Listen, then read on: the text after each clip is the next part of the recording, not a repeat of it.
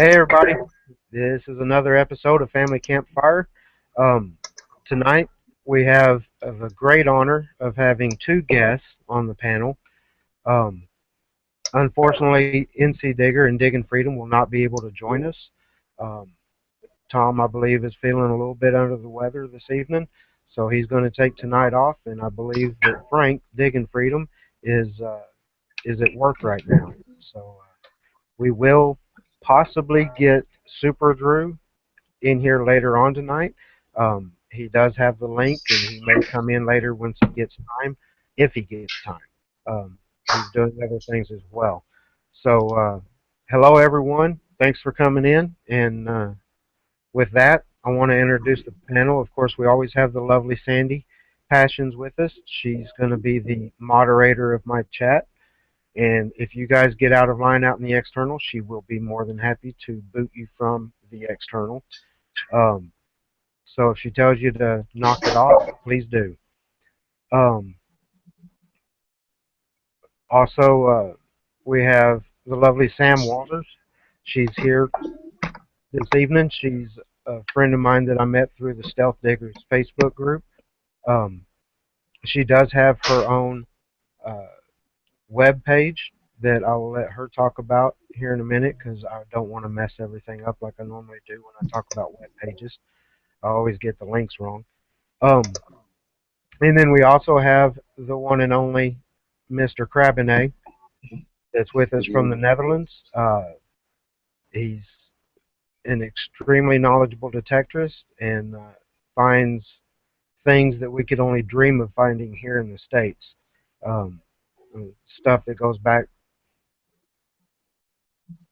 probably what, Danny? Probably 500-600 years.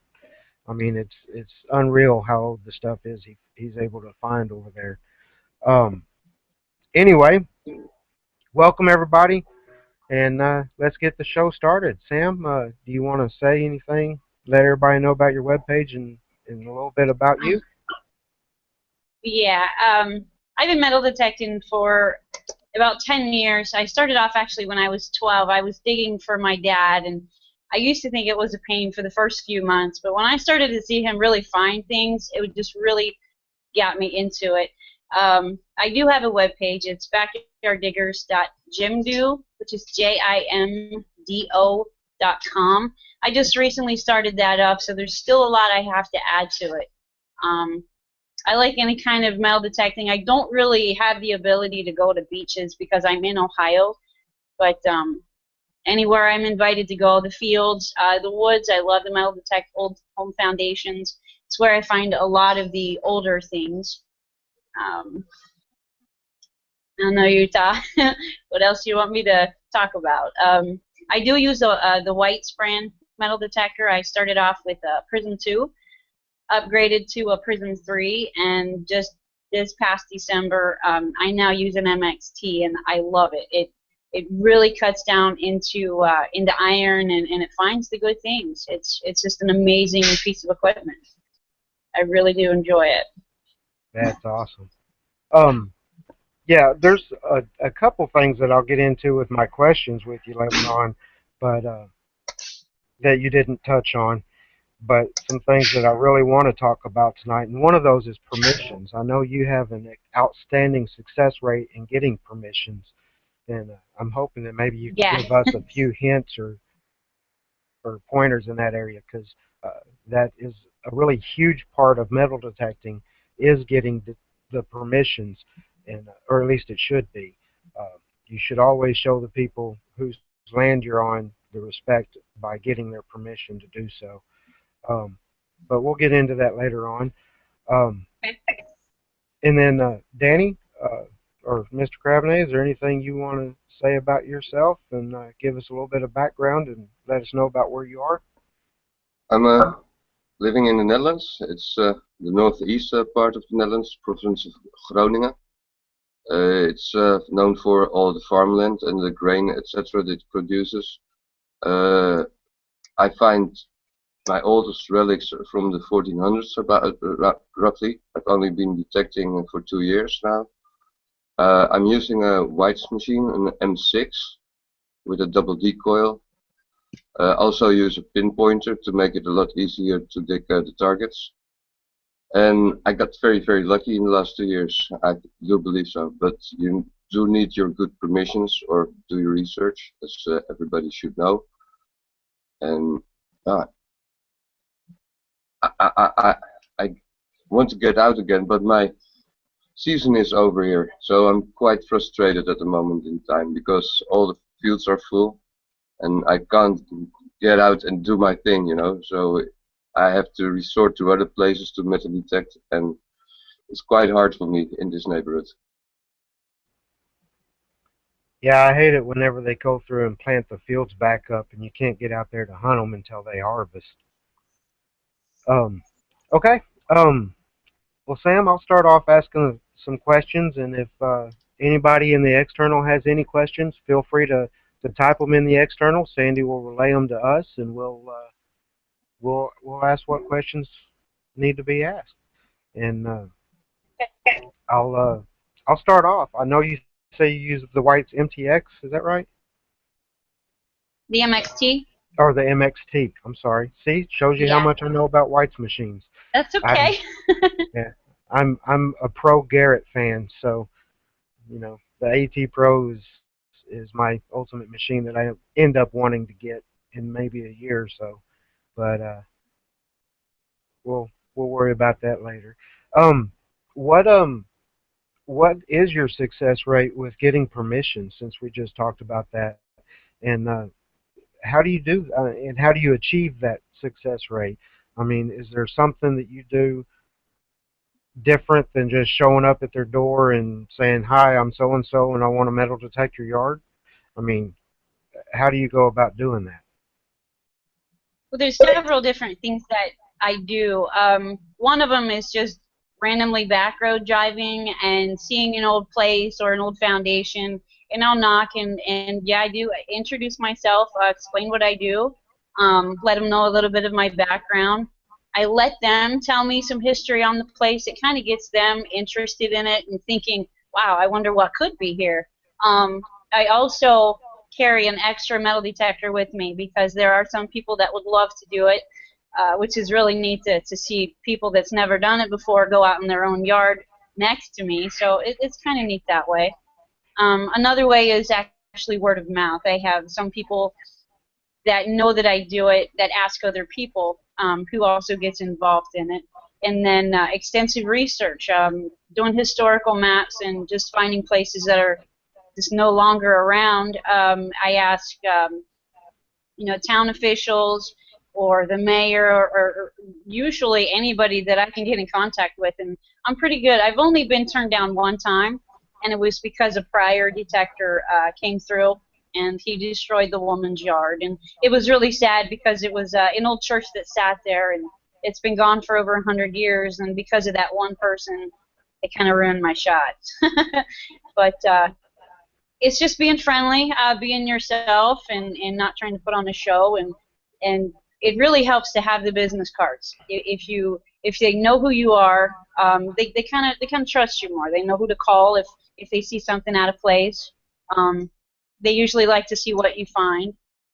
It's just you just got to be yourself, and be Exactly. friendly. Um, so do you have business cards made up that has your name or It's just being your friendly, being yourself, and not trying to put on a show, and it really helps to have the business card. If they know who you are, they um, kind of trust you more. They know.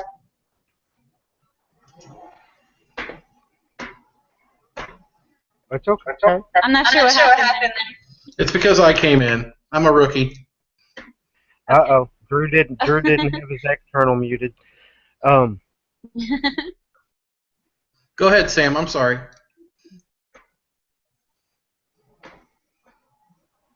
so you don't do anything extra. Basically, it's just showing them respect while you're there, and that says a lot about the respect aspect of this. If you have respect for the people that you're going to and wanting to detect on their property, um, be nice, be who you are, be genuine, and show respect. And a lot of times, you'd be surprised how many yeses you can get.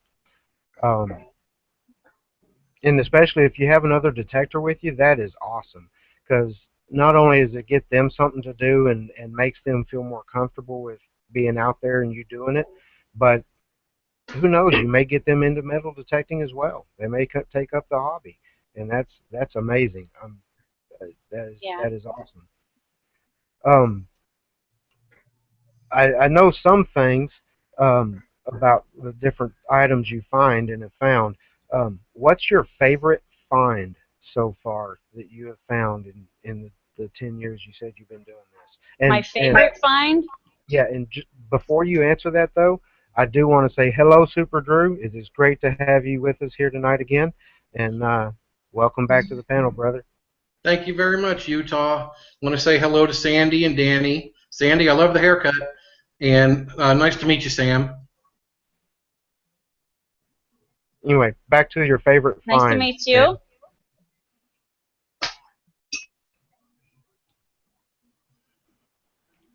Sam. What was your favorite find in the last 10 years you've been Yeah, doing this? that was a little chopped. I'm sorry. Oh, I was just saying, what was your favorite find that you've had in the last 10 years you've been detecting? Oh, my favorite find actually was just found in March. A good friend that I'd met on Stealth Diggers, her name's Angela McLean, had invited me to a place that she goes regularly, and I was able to find out there a U.S. Civil War belt buckle. I never thought I'd ever find anything like that. I cried like a baby. I do have it here with me, and I'll hold it up for you guys to see. It's just in beautiful shape, and you can just feel when you hold it. It's just a wonderful, wonderful item. It's in very good shape. This is my best find by far. That's amazing. Um, so that buckle, that particular buckle that was a Union buckle, was it not? Yes. Okay. Yes, it was. Wow. Yeah. What it looks like Tar Heel Diggin from the external wants to know if you give any fines back to the landowners when they give you permission to hunt on their land. Yeah, if they're interested in seeing what I have, there'll be certain things that mean something to them. I've noticed that a lot of them aren't interested in the coins.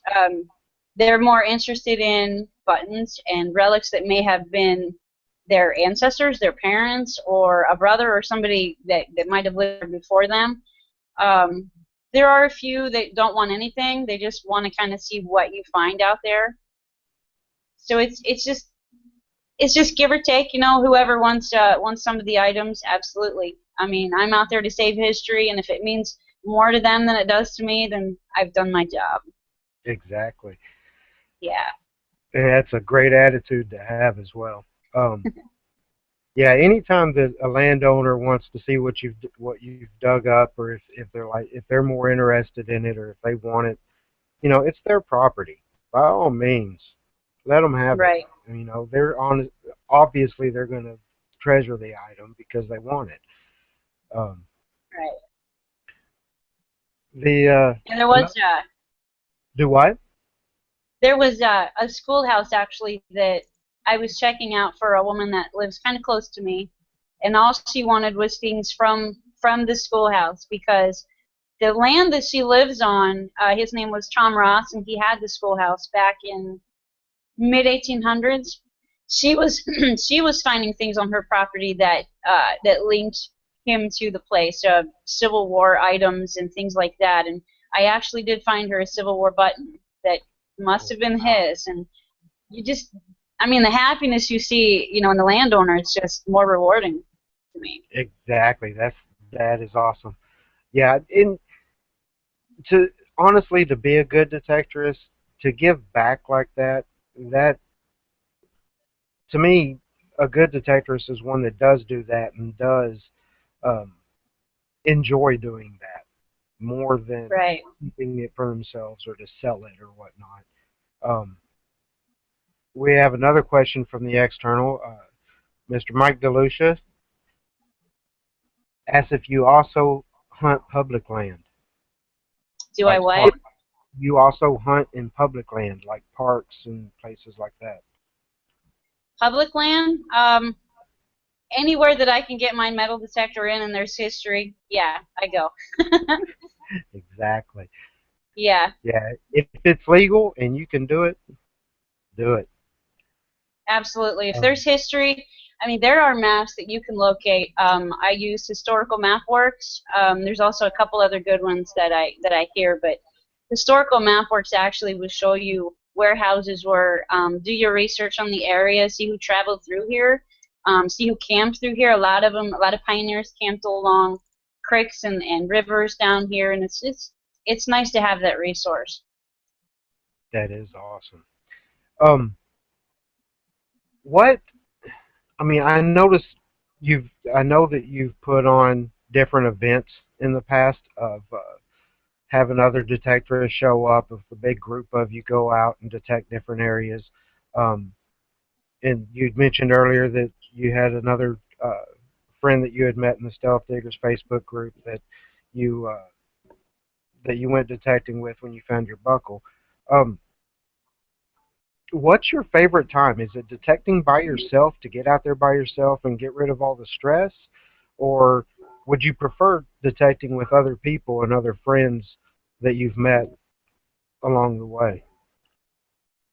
Um, I prefer detecting with people. You can share your finds because the first thing that I ever found that was just amazing to me was a 1935 Walking Liberty half dollar, and I was by myself.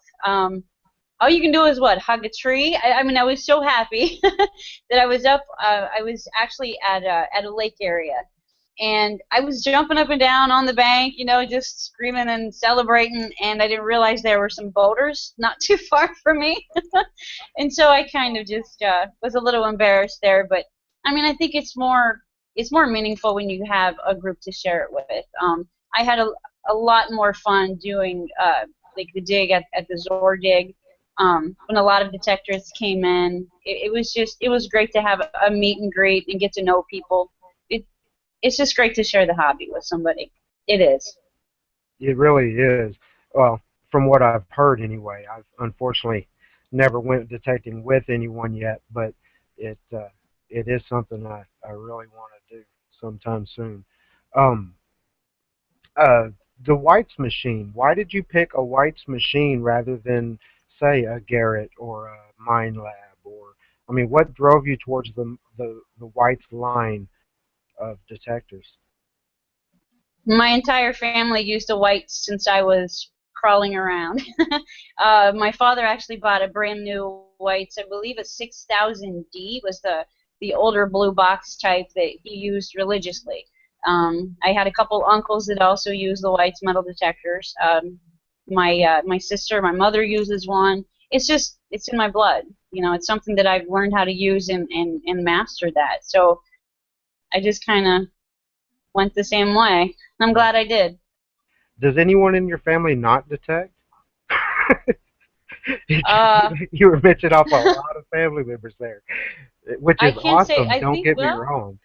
yeah, all of them. Well, I have one sister that does not, but the one sister that just had actually joined the Stealth Diggers, she's interested in it. My sister Linda as well in their metal detects. My mother has two, um, and it just it's just fun for the whole family. I mean, we go out into a field where we have permission, and this field was wonderful. It used to be an old town, and back in late 1700s, but it was gone by early 1900s, and now it's just a big field. So we're out there in the middle of the field, just finding really cool stuff. I mean, it's a good family thing. Even my youngest son is 11, and he's really interested in relic hunting, and he's leaning more towards the bottle dump digging and things, which that's okay. He just gets bored with swinging and not having much found right then, so he's a little impatient. But yeah, I'm hoping that it passes down from me to my kids and even my grandkids. So it's a great thing. That is awesome. That's Yeah. to me that would be one of the all-time greatest things about the hobby is to be able to share it with your family and friends. Yeah. That is amazing. Um, I can't think of any more questions because I haven't been doing this very long. Okay. So I'm going to pass the torch over to Danny and let him ask you some questions that I'm not that I haven't hit on or that we haven't already answered. So with that, Danny, you and Sam have the floor. Okay, Sam. Okay. What's your oldest relic you found? Oh goodness. It would have to be relic. It would have to be the belt buckle. I would say there's not too much old history around here, which is why I was just floored to find that, because the battle didn't happen clear up here. So someone wore that home, and there's not too many older things here in this part of Ohio. So Oh, that I would know. probably be I the know. oldest. We European guys are very very lucky to live here. Yes, you are. But I do send out my relics sometimes to American. You can ask Drew later on. Keep me in mind. I will do so. I do Okay, try my best to find loads and send out stuff. So. great. And the MTX is it also equipped with a double D coil? The MXT does. You can get a double D coil. I use the 5.3 right now. It came with the setup in December. I just had a friend that actually just bought the DD coil, and he doesn't know it, but I'm gonna try to use it one day, see how it works out. But yeah, I tend to have much better luck with a smaller coil, no matter where I'm at. Except a field, I'll use my larger coils, but I have better luck with the smaller one. And you no insult intended, but you look like a small lady. Yeah. And Yeah, I'm only. the machines are bulky, the whites. But I love those. Yeah, Being so robust. it isn't that bad. They have the armband on it that actually takes some of that weight away to where I could just swing using, one or two fingers. It takes that away because it counterweights it. But the Prism 2 and the 3 only weigh about 5 or 6 pounds. They were nothing to swing. But when I got the MXT, it was quite the challenge at first. But I'm getting bigger muscles now, definitely from that. I'll bet most of our detectorists have that problem because most of the people are right-handed, or even if you swing all day left, one side of your body will develop more. I have the Actually, problem. yeah. My right side of my body is almost half inch more muscle than the other side. Yeah, yeah. Well, in my line of work, I pick up a lot of heavy things every day. So believe it or not, I try to use my left arm more. That will counterweight that. But I do switch off and on when my arm does get tired. I will use it on my left arm. So I manage. And how long do a set of batteries last on the MTX? Well, since December, I have only had to change them once. They take AA batteries. Now, with my Prism 2 and 3, they lasted 6 months, 7 months. It was unbelievable. But I go through these pretty quick. Pretty quick. And how many hours continuously hunting would make that with one charge of batteries? Oh, continuous. Well, I honestly can metal detect from sun up till sundown, and my batteries are fine. I would say if I was to do that all the time, I would probably replace them maybe once a month. And I keep a fresh supply in my glove box all the time. My batteries will last me about 40 hours plus, depending on the brand of Okay. batteries. So that's also a Okay. reason why I bought my White M6, because it's economically. It saves up the batteries a little bit. Yeah. And Yeah, they last. before this machine, I used a Coin Master, but after a month, I went to the dealership and asked for a better machine. He showed me two machines, and it was the 80 Pro and the whites. But I considered towards the whites because if you say A, I go for B, and if somebody says B, I go for A. I'm like that. And And he showed me the response time on the M6, and I thought it was a bit better than the Garrett 80 Pro at that moment when he showed me it in the showroom. So I went for it, and because of the robustness, because I can be clumsy. Yeah, they're very durable. I've dropped them a couple times, but they're very durable. Sorry, I was reading a question in the side chat because I Okay. cannot. Utah just sent me a question. I'm sorry, everybody, about this. It's okay. Danny, you want me to ask her? Yes, sure. Tar Heel Diggin in the external also wants to know what advice Sam has for female newbies. So new female Oh. detectorists in the hobby, in order for them not to be discouraged, I guess. But what advice in general? Oh boy, that is a very good question because I've faced a lot of discouragement, um, especially if you are in a group of male metal detectorists. It seems to be nowadays the male hobby. Um, find other female metal detectorists. Your finds show that you are just as good as any male that can go onto that ground. It's not a competition. You're all out to save history the same way. Just do your best, and if you're not welcomed in a certain club or group because you're female, find one that is. That's all I can say there. You just got to keep going, and be careful if you do metal detect alone. It can get scary. Make sure somebody knows where you are all the time. Carry a weapon if you're out in the woods by yourself. You're very vulnerable. Just be careful and have fun with it. That is extremely good advice all the way around. Um, yeah, it's just think about what you're doing and be safe about it. Uh, that's always a good thing to do. Even for guys out there, if you're detecting by yourself out in the middle of the woods, you never know what's out there. So be prepared. Um, Right. Also, Stump Greenwood, South Carolina, also wants to know if do you recall your first find on your own? I do. It was in 18. Oh goodness. I want to say in 1853 large scent. Um, I was out in the field I was just talking about. I've been metal detecting that field for many years. It was one of the first properties I was on with my parents, and I plucked it out of the ground. It was close to the road, and I was in love. I loved the hobby and was out there just every day after that until it snowed. It was great. It's a great feeling. When you hold on to that coin, you just wonder, who held it last? How did it get there? Your mind wants to play a movie of how things were back then. And then for me, it actually made me do a lot more history searching. I wanted to know down to the names of the people that lived in the town. What did they do? Who built the church? Who did they marry? Where did they come from? I mean, that just built a bigger passion for this hobby. That is awesome. Okay. Yeah. Danny, did you have more questions? Feel free to, go ahead and ask them. I'm not trying to step on your toes here, man. Yeah.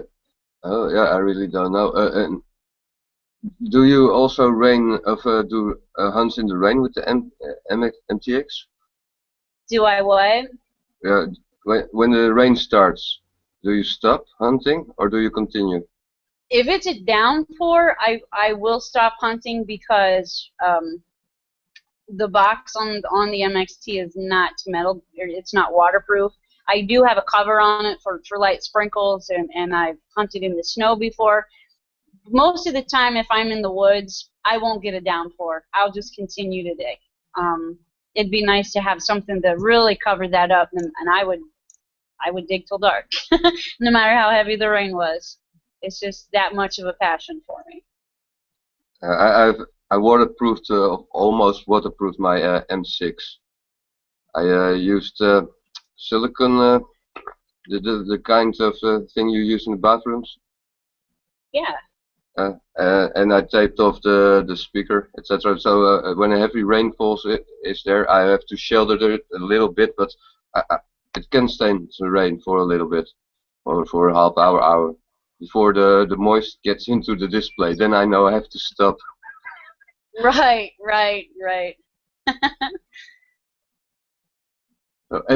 And yeah, I'm not so good in asking questions. Darn it. Uh, It's do all right. you use I'll, do you use a pinpointer? And yes, I do. I have a bullseye too. that's Sorry, I didn't mean to interrupt. is that a box one? Or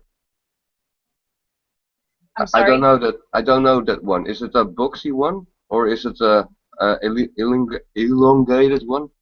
Darn it. Oh, it's it's a box with a wand. It's a White's bullseye too. It's very helpful when you can't find that item. It's very helpful. Cuts down on the digging time tremendously. I was fortunate to get the RS Nocta with when I bought my White's M6, but it failed after almost 2 years of intensively use. And Madison Main from the USA, he was so friendly to send me out Garrett's Pro Pointer, and I'm still using that one. So, and without you can dig, but it will cost you more time, and it takes more effort. So. It does. It does. did you have any more questions, Danny? If not, I'll throw it over to Super Drew. Yeah, Drew can ask questions. He's much better in asking questions. Thanks, Danny. I appreciate that. Hey, Sam, it's really great to finally meet you. Nice to meet you. Been following you on Stealth Diggers and on Backyard Diggers. It's Thank been a lot of fun. And I thought it was pretty. When it was your birthday, I enjoyed making that little birthday card for you. I do that for everybody. It's just one of my things. No, it was good. I think I was probably the first or second one that you've done because I'm like, what is he doing? That's pretty cool. Yeah. Thank you. Thank you. You're welcome. You're welcome. So you're an Ohio girl, right? Yes. Yes, I am. Well, go Bucks. Go Bucks. Absolutely. Well, hey, are you in Northeast Ohio? Yeah, a little bit. I'm kind of in the middle. I'm in Tuscarawas County, so it's kind of to the north. A couple counties from the Panhandle, West Virginia. Sure. Yeah. Well, I've been doing most of my digging in Central Ohio, but occasionally I get to go up to Northeast Ohio, up near Warren, Ohio. Okay. And worked a couple farms up there. Do you ever work farmsteads? I do, and I really love the farms because 9 times out of the 10 they've never been checked. You have no idea what could be in that ground, and it's exciting. Around here, when I drive past the in the back roads, and it's just a little town here, nobody's ever hit the place, and it's just exciting to get permission to go on there. So yeah, I have. Absolutely. Yeah, I know exactly what you're talking about. When I got permission to hunt my girlfriend's parents' farm, I was like, I couldn't wait to get up there. You know what I mean? Yeah. And I've been there twice, and I'm finding a lot of iron in the ground, but every now and then I'll get a real good signal, and I found some interesting things. What do you think the most interesting thing you ever found on a farmstead is? On a farm? Oh goodness. That's a really tough one. Like interesting, like wow, what is that doing here? Or just I don't know. Let me lead you on here a little bit. Okay. The other day when we were up there, I had a pretty bad day. I didn't really find anything. It's the same old, clad coins. I found some memorial pennies, fishing sinkers, just the usual junk that we find. And I had gotten pretty discouraged, and we were getting ready to come home, and I just decided to go out on one more dig, And I pulled that Farah tag, I think you may have seen, that round steel tag that I found. And that just Okay. made the whole day worthwhile for me. And I think that's probably my find for the year. And, you know, I can't wait to get back up there and go right back to that same area and work it again. Because I Yeah, have this thought in my head that possibly that's where these pallets of Farragoods, be them animal feed or building supplies, whatever, the pallets were set right there because it's right next to the driveway in front of the barn. okay. So, Well, the most interesting, I guess. I don't know if this is really fair, but this farm site was a battlefield site, and what I found there actually was a ring, which I'm not sure if you remember me ever posting this or not. It is on my website. It was a ring made out of a Civil War bullet. It was actually, they called it trench art. yeah. And they formed it into this ring, and they had the lines on top of this ring, and I wasn't sure what to think about it, so I had it checked out, and I was told that it was lead, it was a Civil War bullet type era, and they were rubies on top of these lines. They were embedded in there. That's what the pink color was. That was one of my most unusual finds. I never would have dreamed of finding anything like that as well. You know, on a battlefield site, you'd have musket balls, some buckles maybe, but that was more personal. Someone made that in the trenches, you know. Mm-hmm. If I could just link that to a person or step back in time, that would be great. Oh, I know. If the relics we find could actually tell a story, right? Yeah, that would be great. Yeah, I would love to find a site like you're describing sometime to go take a look at. Mainly, you know, in Central Ohio, all I'm doing are, you know, old home sites and parks. I have a pool that I do. Okay. But yeah, I'm starting to branch out into the outer areas and looking at historic aerials and a couple other websites and trying to do some research. Yeah. The historical map works has been like my Bible to finding old places. It goes clear back to 1875. It Mm-hmm. doesn't necessarily show you every building, but it'll tell you where the houses were and where the roads were. So that was helpful to me. I did find an interesting item just a couple months ago. It was a 6 to 7 foot long 2-man saw, and it didn't have the handles, but it had all of the teeth and everything. It's actually mounted on my wall right now. Oh, It's a cool. great conversation piece. Yeah, it's a great conversation piece. Oh, I can imagine. Never yeah. know. It took That's me true. half an hour to dig that. Yeah. That's the thing that I do really love about this hobby. You know, I started out watching videos, and you know, you'd see one guy find a ton of coins, you see another guy find a bunch of bullets, you see another guy find horseshoes. You just never know. Yeah. And That's that's one of true. the things that really intrigues me about this hobby is, you know, for me personally, yeah, I'll swing my AT Pro over a target and I'll get a signal, and my mind starts just going. You know what? You know all the Yeah. possibilities of what it could be, and then I dig it up and it's a nail. But you know. Yeah. And you know that happens. A lot of times your metal detector will say it's something else, but honestly, it just depends on your depth, the size of the item, how long it's been in the ground. I mean, I have really good hits, and I dig 8 inches into the ground and find out that it's, you know, an old iron item. But as I'm learning my machine, the old items will ring up good, and a lot of those I keep, like the axe heads, the old the hatchets. The square nails, I do like the square nails if they're kind of clean.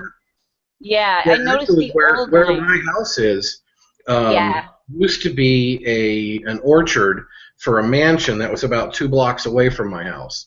The mansion's yeah, not there anymore, but on old maps you can see that where my house is was part of the orchard. And I'm coming to think, by looking at an old picture, I'm coming to think that in the vicinity of my house was an old barn, because I'm finding tons of square nails. I've got probably 25 or 30 of them so far, and that's Are you just this finding year any? alone. Are you finding any tin, any sheets of aluminum or tin roofing, anything like that? I haven't found anything like that, but I have found a handful of the uh, the porcelain, the round porcelain for the canning jar lids. So I think I may You be right next to where a dump site may be as well. could have been a Finding a canning lot of shed as coal. well. Finding a lot of Yeah. coal. Okay. It's a good area. Good area. I'd keep pounding it. Yeah, I'm working my neighbors for permissions. I've got both houses on either side of me and one across the street so far. I just need to find the time. I That's know. my main enemy right now. Oh, since my Zordig, my sites and word of mouth has been taking off so much. I'm running out of time. I have sites that I still haven't went to check out. I was given the opportunity to dig 5 outhouses. I've only started one, and I'm only a foot in the ground.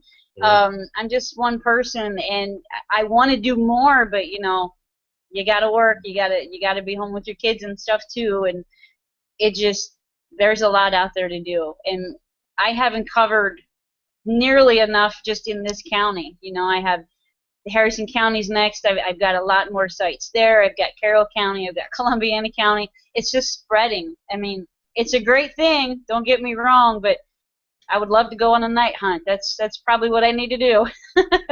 I've spent a lot of time in Columbiana County. I used to have a cousin that Yeah. lived there. Beautiful country. Okay. Yeah, you know, funny story. The way I got the permissions of my neighbors.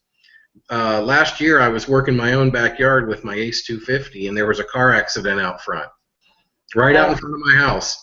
No big deal, just some guy sideswiped a car. And of course, I walk out with all my gear, my Ace 250. My neighbors were like, "What are you doing?" And we all got to talking about it, and all 3 of them are like, "Hey, you can do my yard anytime." Yeah. That's great. Yeah, they just come out of nowhere, and you can just thank them. You know, I have people sending me messages on Facebook. I lost my ring 20 years ago. Can you go find it? I mean, that's a great thing for somebody to get a hold of me to do. Which I haven't found that one because the grass was 4 feet high, and I'm waiting for them to mow. But yeah, you can't do high grass. That's tough. No. I mean, I tried, but you just can't do it. But Yeah. I just felt Yeah, honored, you know, that they did get a hold of me. You're gonna feel it in your shoulder after a couple hours for sure. It just wasn't happening. Well, if you ever find yourself up in the central Ohio area, be sure to let me know, and we'll see if we can put something together, because I just love getting together with other detectorists, talking shop and doing some digging. Absolutely. Same for you. If you come over this way, let me know. I got a lot of places. All right. It was great talking to you, Sam. Nice talking to you. Okay, I'll throw it back to Utah now. I have a quick question real quick. Actually, Digger has a question real quick. Okay. NC Digger wants to know if anyone can help him find his mind. He seems to have lost it. A long time ago. I've been looking for my marbles, too. I'll tell you, though, metal detecting does restore some sanity. So if you need to find your mind, go find it in the soil. That's a very good answer. Yeah, it Sam, works. Sam, he said he's really sorry he didn't get a chance to come in here, but he's just really not feeling good, and he really wanted to be here. It's okay. It's okay. He he can watch the chat later. Yeah. Sorry, I had to say that. Yeah, it's just not the same, though. He wanted to meet you, Sam, and he's wishing he felt better, but I guess it is what it is.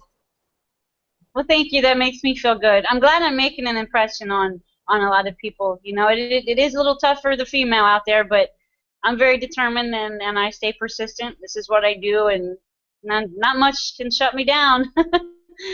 Absolutely not. I do see one question in the external from, I believe it's Mr. Tar Heel Digging again, asked if if you have a YouTube channel, or if you plan on getting a YouTube channel before long, or are you going I to stick? I do have one. I just uploaded only 3 videos just tonight because it's tough for me with digging by myself. It's hard to take videos while I'm digging, but my YouTube channel, excuse me, is Backyard Diggers. The B, the Y, and the D are capitalized. So I can post that on Stealth Diggers, or I'm not quite sure where else to post that. That's fine. We can all give you a sub to it, and end up if we like on your Okay, videos, it'll link onto our channels usually. okay. I do plan on adding more videos. I only have 3 up. I just put them up tonight.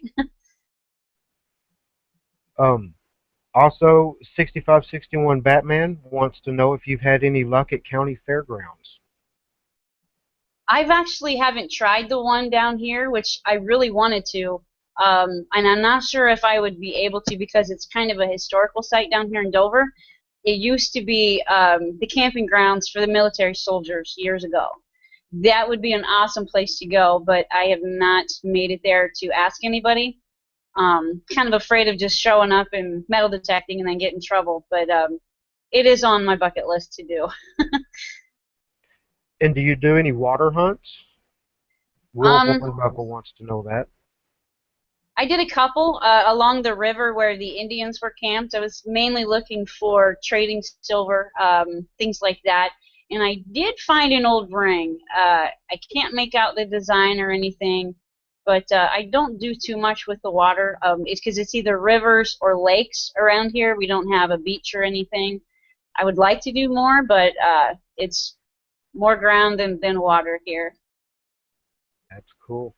At least you've been able to do some, though. That's Yeah, a little bit. Yeah. I haven't been able to do that yet. Um, Sam, is there anything you want to ask or say in closure of us asking you questions before we start asking Danny the 1,000 questions? I don't believe I have anything else. I might have some for Danny though. That's fine.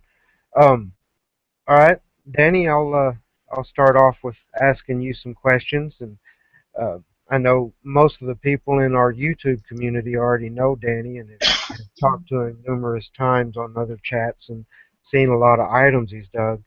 But but I'm hopefully trying to bring some different people into this community.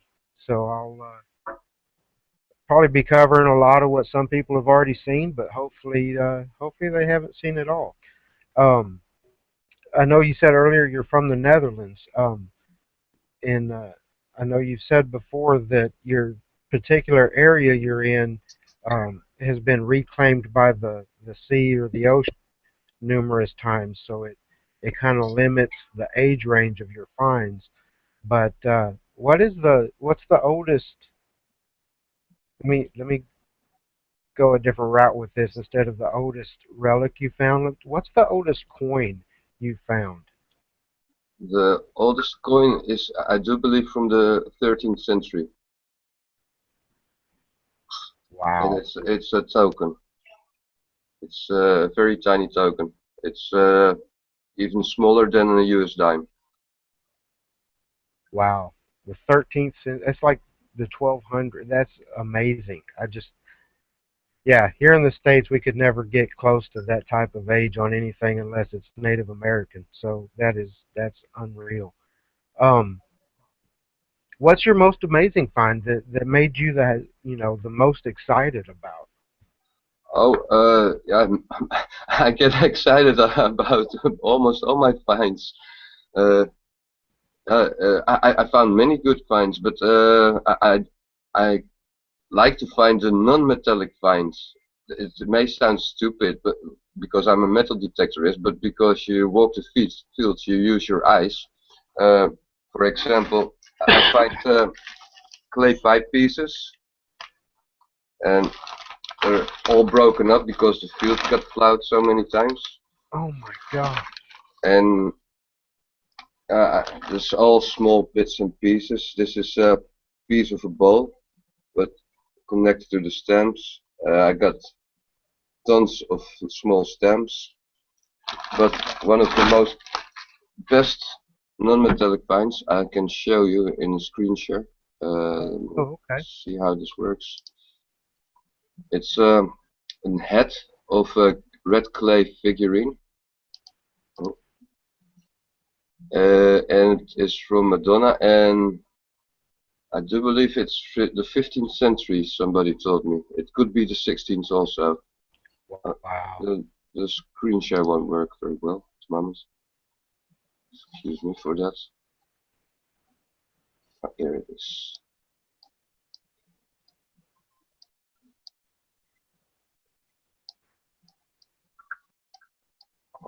I got a small, slow computer and barely keeps up with me.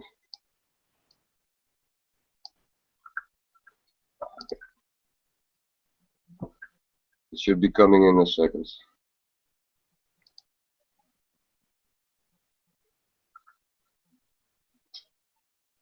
And here it is.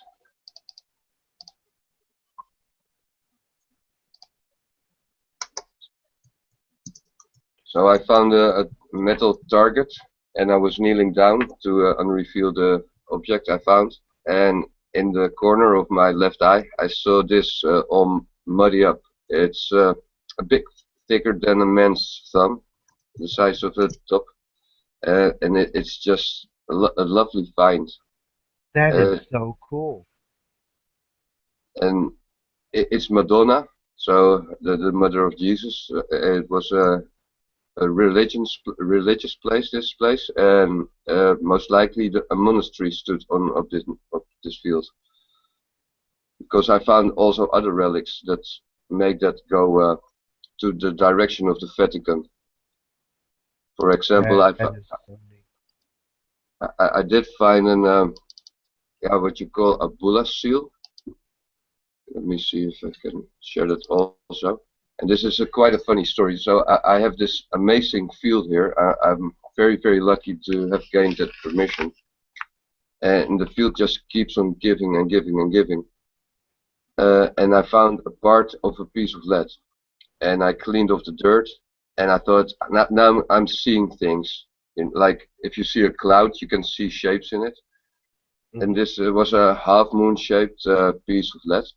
And it had dots on it. And it looked like a face. And after doing some research, I remembered the English people in the United Kingdom found these also sometimes. And they called Papal bulla seals, and they were on the piece of paper that the Pope would send out of the Vatican to important places with important news. So basically, that was their seal where they sealed the letters. Yeah, and each seal from each pope differs.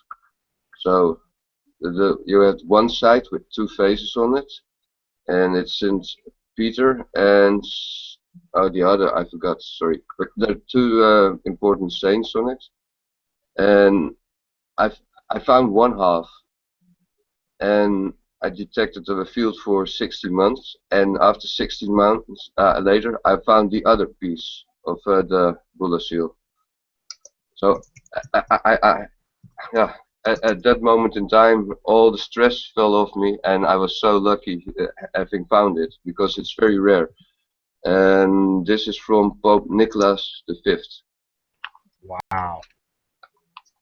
Yeah. Do I have got you see it on the screen share, sir? Yeah, that is amazing. You don't find things like that very often at all because they didn't make that many of them. If you think about it, each pope only had probably a handful because it was only him or his assistants that actually was able to seal the letters for him. So that's really something. Yeah, and also depending on how long the Pope reigned or lived, and the seals can be more rare than other finds. And sometimes people are lucky to find them whole, or even with a piece of string, even in the middle of it. But mine broke up because there is where in the middle where the wires ran through. Oh wow. Um, what moving on to a different question now. What made you decide to get a whites detector instead of, say, a Garrett detector or a mine lab? Uh, a mine lab was a bit out of my range with price-wise, and I had to choose between the Arid 80 Pro and the White's M6, and I chose the White M6 because it was more bulky and robust.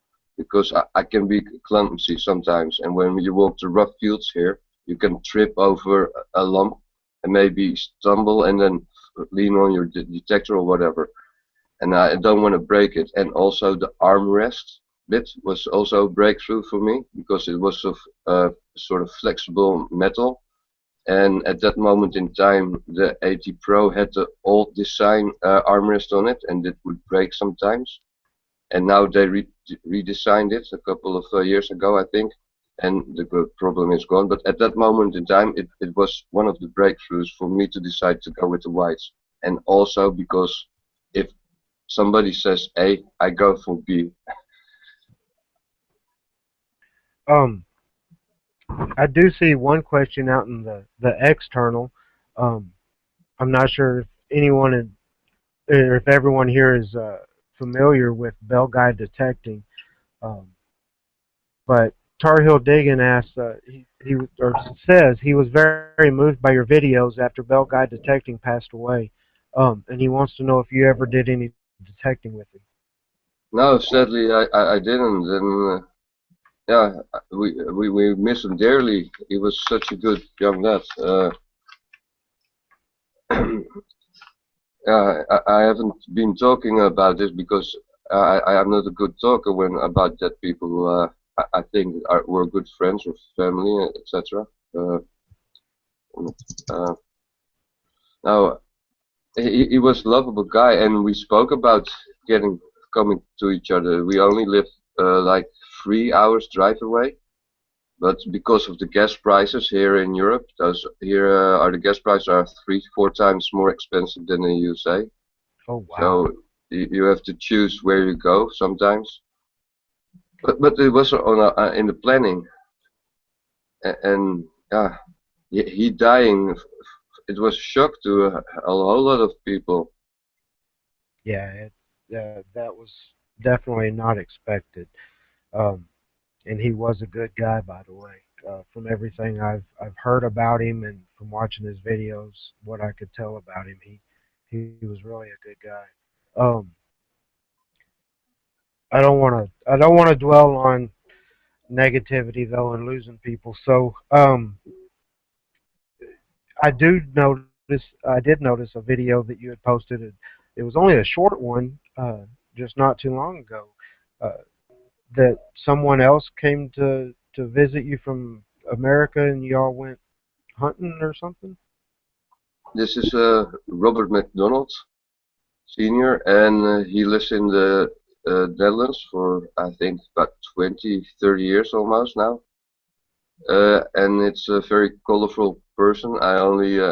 He added me on Facebook about 6 weeks ago, and 2.5 weeks ago he sort of invited himself towards here if he could metal detector, and I said of course no problem, but all my fields are seated, but I'll take you around, and maybe some fields in Germany are available.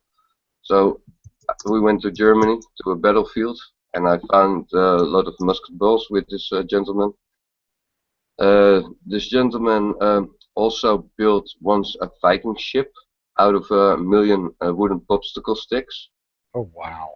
Yeah, was the first Dutch Viking ship, so this was very cool. He built them together with the kids, and it took them 20 tons of glue and 4 years of building.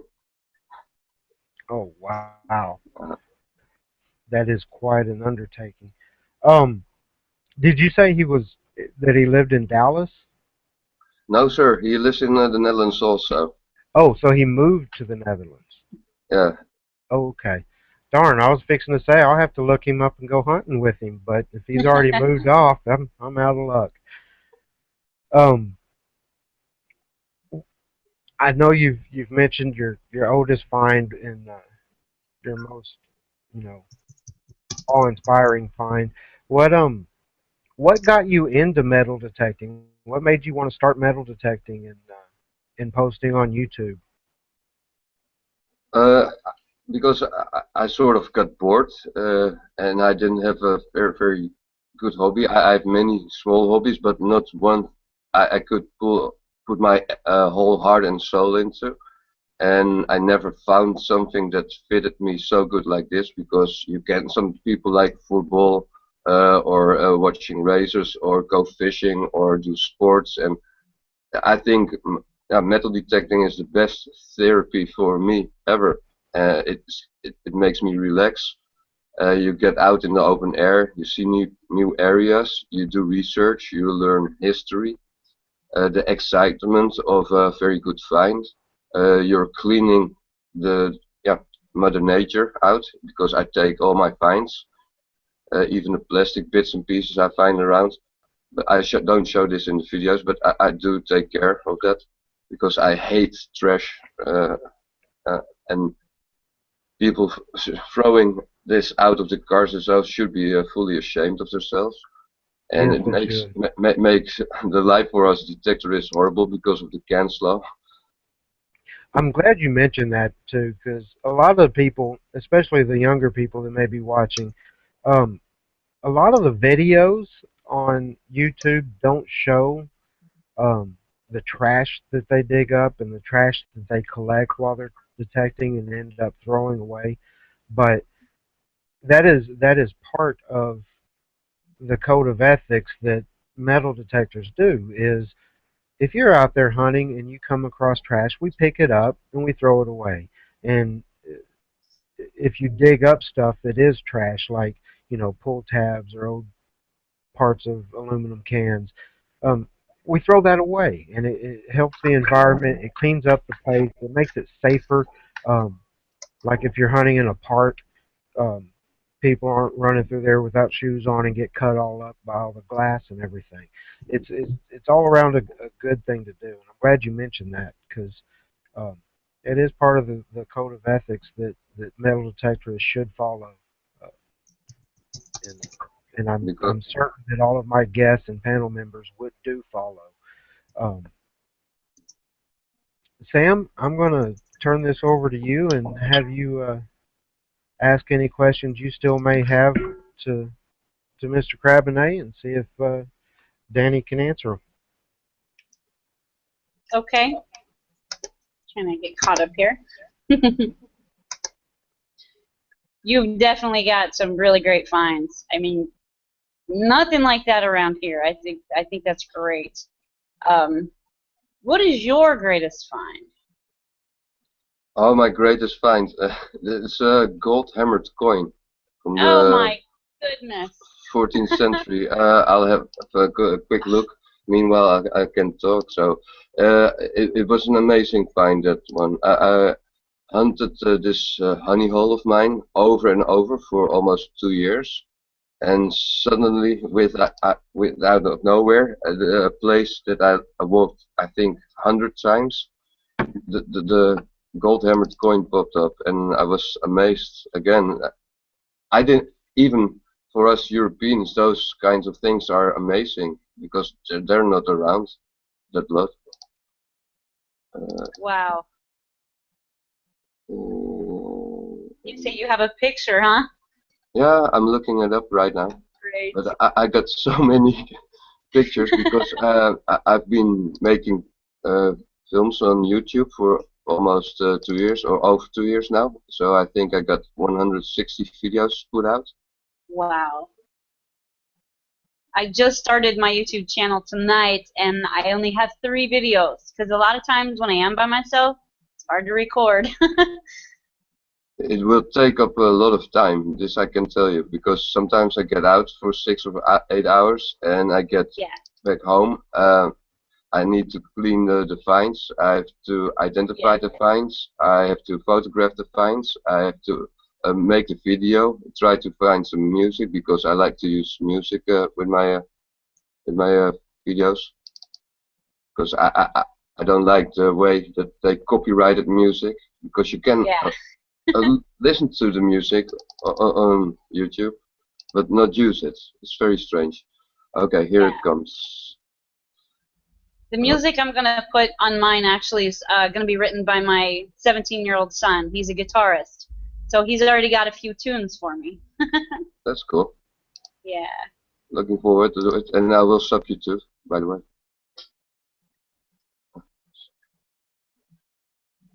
Okay. Can you see those? Wow. The coin? That is amazing.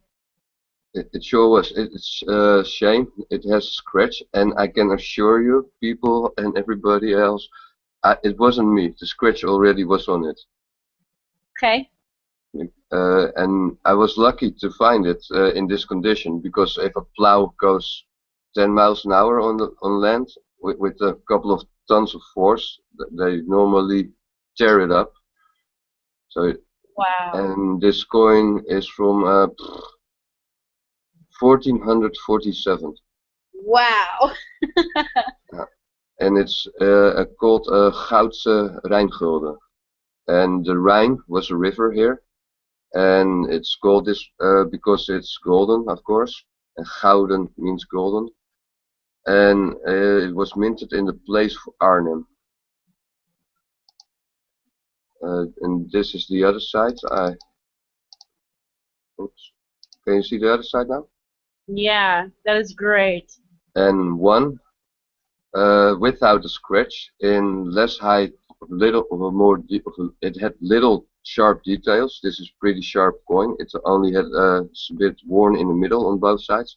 It went on eBay for over $1,500. And here comes the funny part. I took it with me all around to show people, because I was so happy showing it, and I lost it. Yep. Oh no. I'll never take anything precious again around with me to show it. Oh my goodness, so you don't have it anymore. No, ma'am. I'll be over to find it for you. Oh my gosh, that makes me want to cry. Oh yeah, that's hurting my stomach. Oh goodness. Yeah, I was upset for a week. Oh. But I'll find another one maybe someday. So. Sounds like you're in the good area for it. I mean, I've been doing this for 10 years and haven't found a gold coin. I mean, they think that would be like the greatest. I mean, as far as coinage goes, you know, it'd be great to find a gold coin. And that old is just amazing. My oldest coin is in 1824. It doesn't get much older here, you know? I think that's great. I am going to throw out one question from the audience real quick, or the external. Mr. Tar Heel Digging again wants to know, Danny, how did you come up with the name Mr. Krabinay? This is you had this period in the 80s. Everybody used 27 megahertz, like the CB radios. So I thought of I have to have a call name, and I just looked up on the internet, and I came upon this voodoo site, and Krabinay Loa, or Loa Krabinay, is a voodoo god. So I just figured I'd go with Krabinay. It sounds funny, and in Dutch, crab in a, of krab in ei, means crab in an egg. So it's also funny to say it in Dutch. So, and I just went with it, and yeah, Google put Mr. for it because I'm a male. So it was Mr. Krabinay, and I'm good. I've been going with it since.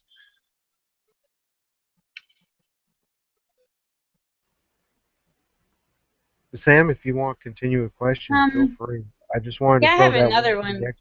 I do have one question.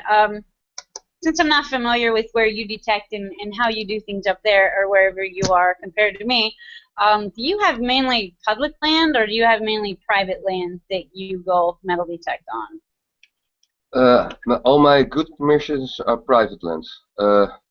from farmers. So I had to look up the farmers before I could gain permission.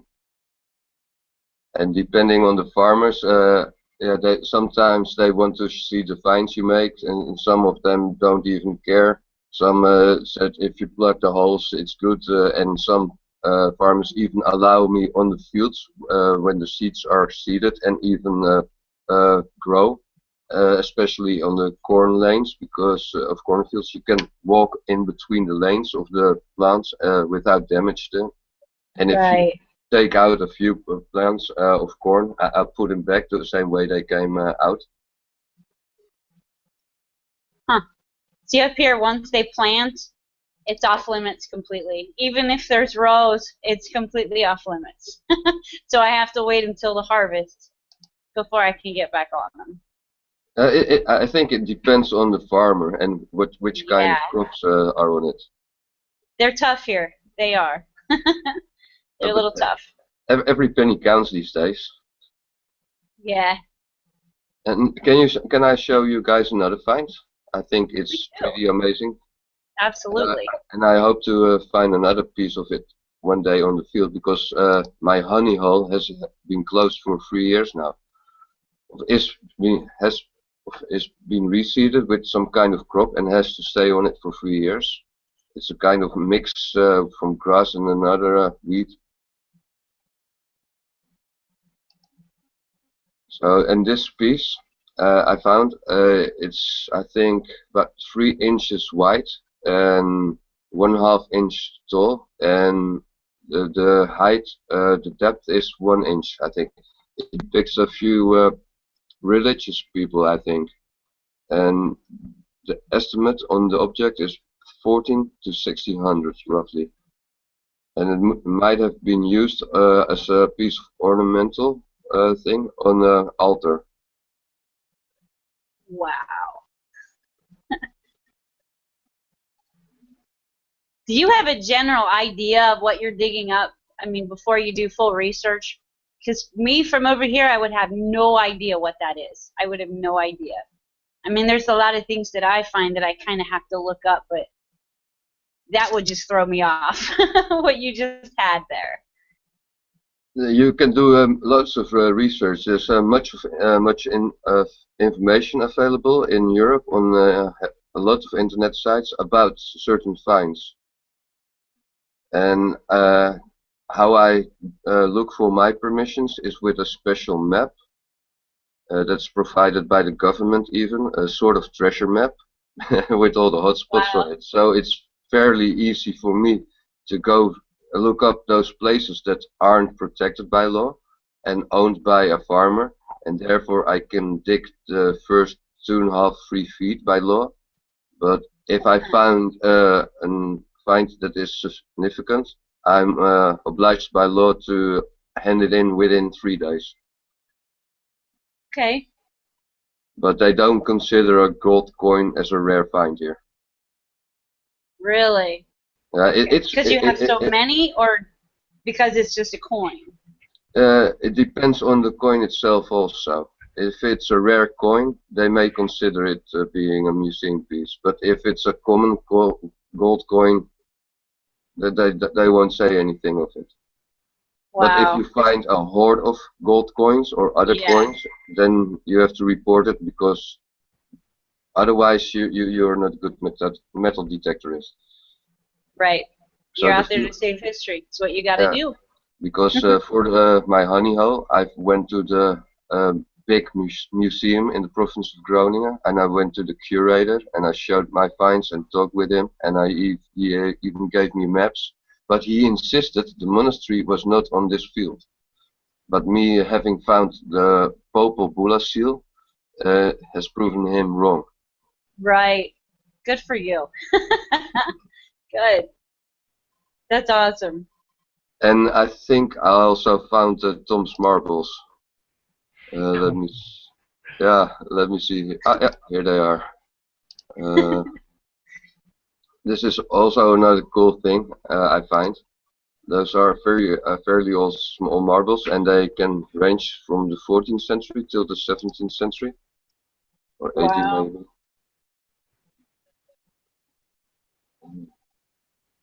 They should be coming up any moment.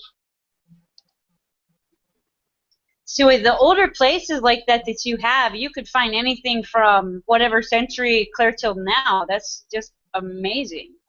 In other parts Truly. Wow. in the other parts of the Netherlands, they find even Roman stuff or older stuff. Wow.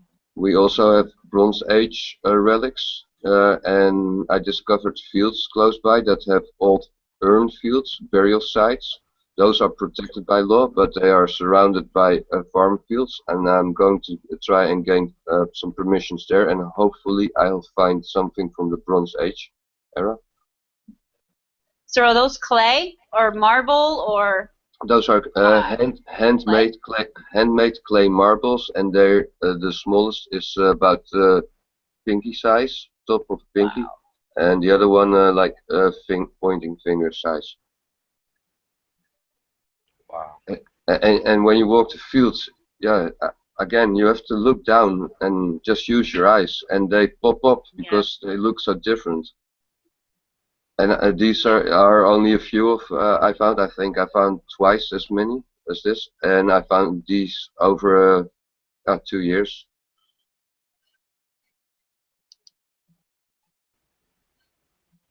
Wow. Very cool. And maybe I have another cool find I can show you if you are interested. This is one of my favorite coins. This coin I have found in Austria whilst metal detecting there last year. And my computer is thinking about going slow motion. So. And here it comes. And Sandy helped me trying to determine it. It was a 16th century coin, I think, and it has Madonna with baby Jesus on it. That is amazing. I really love that coin. It's beautiful design. It also, if you can see how the baby Jesus holds his mom under his chin, it's almost adorable. That is just amazing. Wow. And I like the character of the coin because it has these side cracks in it and this dull crack in the middle.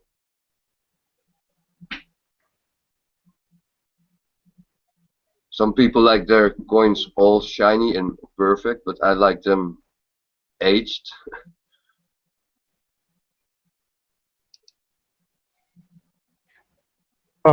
Everybody. Sam, Sorry. That was a great coin. it is awesome. If y'all Wow. don't mind real quick, I'm going to go ahead and give Super Drew the floor to ask Danny a couple questions if he has any, and to sign off for the night, because I think he has things he has to get to bed to do early in the morning. So. Yeah, I just have a couple quick questions for my friend Danny. Were you born this cool, or did it sort of come as you got older? I mean... Cool.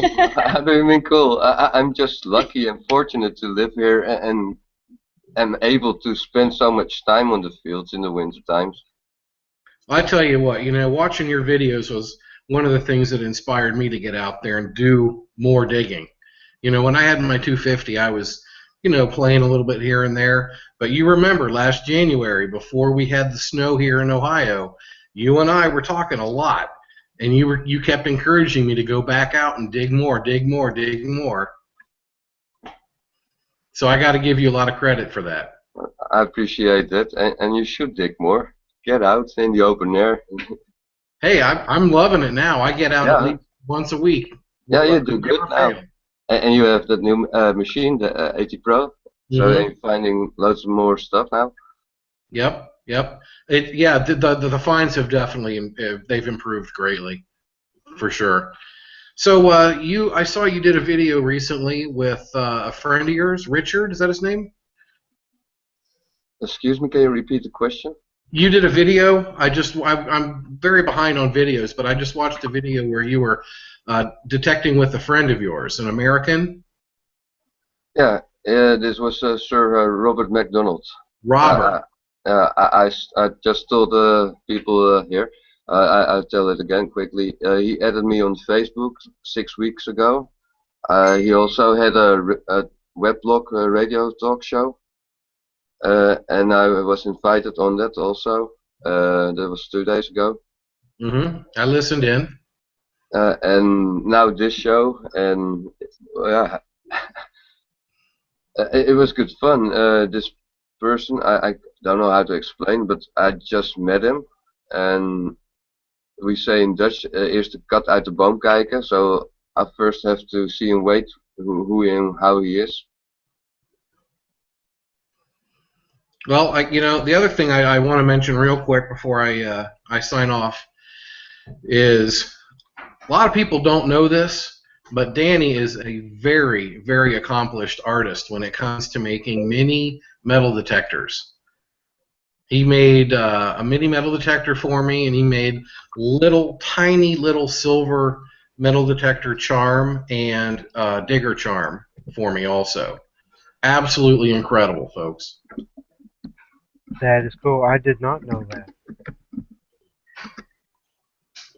Yeah, I'd like to see him do some more of those in the future because he definitely made me and a lot of other people happy when he made those. Thank you for mentioning that. Yeah. Well, it was good talking to you, Danny. Likewise. You Okay. take care. If it's okay with you, Utah, I'm going to go ahead and sign off. That's fine. I'm glad you were able to come in here and hang with us for a little while. I encourage everybody to stop by Super Drew's channel and give him a subscribe and a like if you happen to like his videos. If there's anything coin collecting related that you want to know, you can ask him. If he doesn't know the answer, he does know who to ask to get the answer. So, Thank you very much, Utah. Thank you very much. Yeah. All right. Good night, Sam. It was good meeting you. Danny, Good night. It was good meeting you. Danny, as always, good talking to you. Sandy, love the haircut.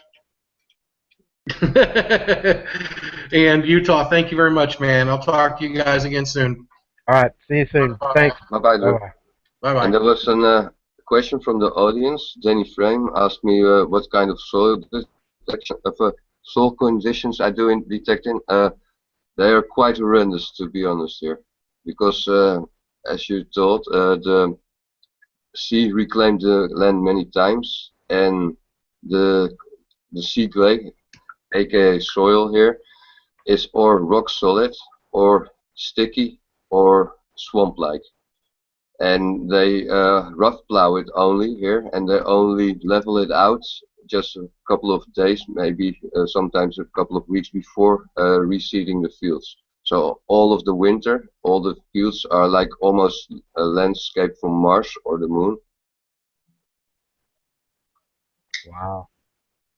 So, yeah, it's amazing to think of us in America. We don't have, I mean, yes, in ancient times, supposedly it was all covered in ocean at once in the big flood and how the Ice Age glaciers came down. But in what I want to call recent history, the last 1,000, 1,500 years, we don't have any of that.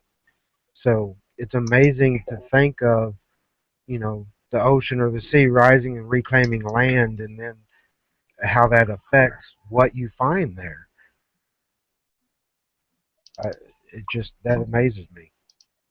it amazes me also because you just keep finding good stuff. For example, I was able to find out a location where I think a B-51 bomber was downed one time in the Second World War at the last months of the Second World War, I believe, and I recovered some shrapnel of the remainders of the airplane. For example, I got a little piece with me here. It even has stem numbers of the part number on it. Wow. And on the other side, the rivets, etc.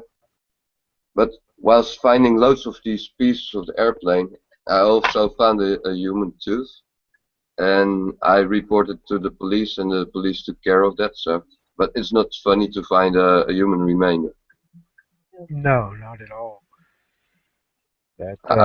I was hunting on new little area yesterday, and there was this old, yeah, crazy woman living there for the last 15 years before they tore down the house.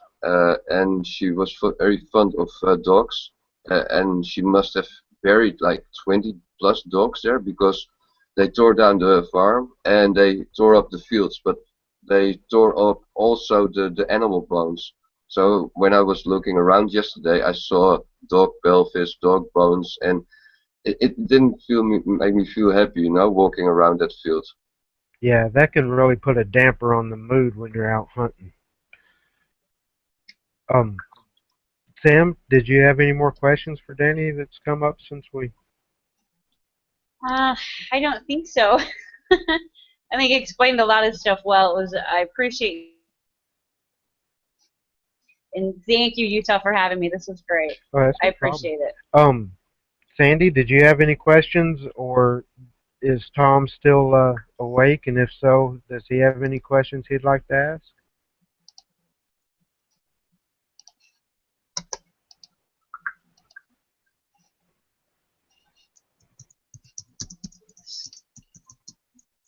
You know, Sandy, you can click the microphone and say something instead of typing it in. Yeah, I sometimes forget because I'm so used to me and Tom being in the same room. Yeah, I went over and subbed and watched your videos, and actually impressed. Thank you. Did you guys hear that? Yeah, I think he said that he actually went over and subbed Sam's YouTube channel and watched a couple videos, and he's really impressed. Yep, and I've subbed it also. Yeah, that is great. I'll All get the some more extra on, supporters. more detailed. Wow, That look is at that ring.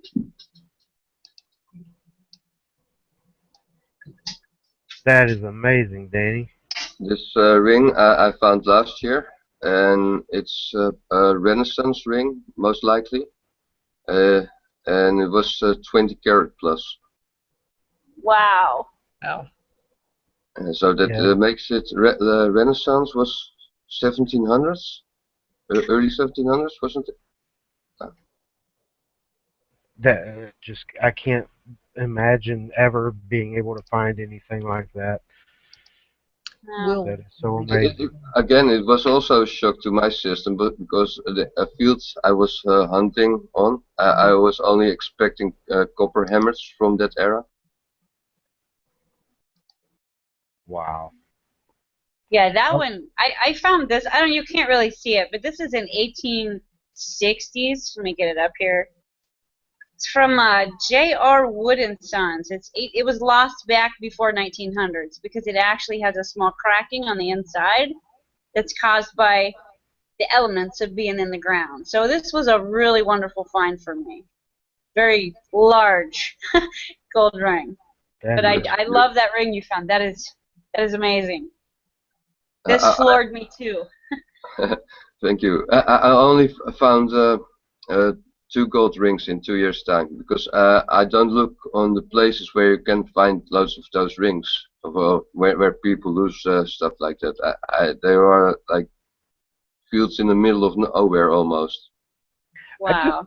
You had made a comment in there, and you said it so nonchalantly that it throws me back a little bit because I have to keep reminding myself of where you're at because your English is so well spoken, but yet, like you said, you were expecting to find copper hammered. It's just wow, you know, Yeah. to be able to go out and metal detecting and thinking, oh, I'll probably find some coppered hammered coins, you know, no big deal. That's what I expect to find. Wow. I might be a bit spoiled in that way because I think I found 200 plus copper hammers the last 2 years. Wow. That's just I can't imagine that. That is just amazing. Yeah. I have many photos, but I think if I showed all my good finds, we'll be on here more than a day. It's not to be chauvinistic, but I'm so lucky finding all these nice relics, and they just keep on popping up. I think I blame it on my machine. Darn you, whites. Darn it. Yeah, just think of all the good things you I could hear ya. find, though. Think of all the good things you could find if you had, the Garrett AT Pro. I mean, think of all the stuff you're missing with that white detector. Um, I had to Uh, throw that out there. Sorry, Sam. Sorry, it's Mr. okay. I It's know okay. Tom would have said it had he been on here tonight, since he uses the AT Pro and loves it. Good. Um, Sandy, did you have anything else? And if not, I do want to thank both of you guys for coming on, and thank you very much. I can't say it enough for joining our chat. Thanks to everybody in the external for coming out and joining us and watching. I know there is one thing that Sandy wants to read to you guys, and I hope everyone pays attention because it's really important information, and it's important things that every detectorist should not only follow, but they should take to heart. Um, so once Sandy finishes reading that, we're going to go ahead and go off air and close this chat number 3. So Sandy, anything else you want to ask either of them or say? No, I don't have any questions. Just Will Hornbuckle was actually the one who requested that NC Digger's Code of Conduct get read. I do want to give him credit for asking that question. Tom's not feeling well enough. He doesn't want to get on camera, of course, but I will read the Code of Conduct for you. Number 1, I will respect private property and will not metal detect without the property owner's permission. Number 2, I will not destroy property, buildings. Number 3, I will never litter. Always pack out what I take in and remove all trash found. Number 4, I will leave all gates and other accesses to land as found. Number 5, I will not damage natural resources, wildlife habitats, or any private property. Number 6, I will use thoughtfulness, consideration, and courtesy at all times. Number 7, I will abide by all laws, ordinances, or regulations. Number 8, I will fill all holes regardless of how remote the location. Number 9, I will report the discovery of items of significant historical value to a local historian or museum in accordance with the latest legislation. And number 10, I will be an ambassador for the metal detecting hobby. These are all things that all metal detectorists should strive to do. I'm not a metal detectorist myself, however, I definitely agree with and respect that code of conduct. Exactly. Um, and that goes for most of those go for other things in life as well. But you definitely in metal detecting, you should follow just about every one of those outside of metal detecting. If Absolutely. you are detecting, you should follow every one of those at all times, regardless. But with that, I want to say thank you again to the guests that came in. Sam, thank you, Mr. Krabinay. Thank you, Sam, for coming on and joining us, even though I know it took a lot of work from you this week in order to get on here tonight, and I do appreciate that. Um, Danny, as always, man, you're a showstopper. I mean, Thank you. you have the historical finds that just make all of us over here, it just causes our jaws to drop. And Sandy, thank you again for all of your work and everything you do out in the external. It's really difficult to run a chat and engage the external while you're also asking questions and paying attention to those questions. So I thank you very much for engaging the external people that show up and show us support and bringing their questions to us. Thanks to everyone in the external chat that did show up and watching, and feel free to like and share. And with that, we're going to go to the after chat. So thanks a bunch, everybody. Bye bye, everybody. Thanks for Thanks, watching. everyone.